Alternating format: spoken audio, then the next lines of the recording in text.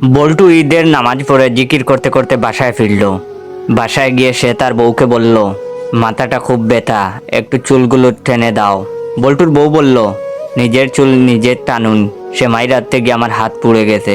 বল্টু মন খারাপ করে তার মায়ের কাছে গেল, গিয়ে বলল, মা মা আমার চুলগুলো একটু টেনে দাও না। মা একটু রাগীভাবে বললেন, আমার যদি চুল টানতে হয় তাহলে তোকে বিয়ে দিলাম কেন, যা করে যা। এ বলে বল্টুর মা তার কান টেনে দিল। বল্টু আবারও হতাশ নিয়ে কান ডলতে ডলতে তার ছোট ভাইয়ের কাছে গেল, গিয়ে বল্টু বলল, ওই আমার চুলগুলো টান। বল্টুর ভাই বলল, তোমার মাথায় খুশকি আর পচা আলুর গন্ধ, আমি এগুলো টানতে পারবো না। বল্টু তো রেগে টেগে তার বাইকে লাথি মেরে ছাদে চলে গেল।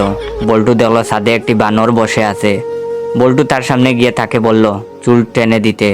বানরটি রেগে তার চুল টেনে ছিঁড়ে ফেললো। কিন্তু বল্টু ব্যথায় কাদার কথা, কিন্তু তার চোখে খুশির জল।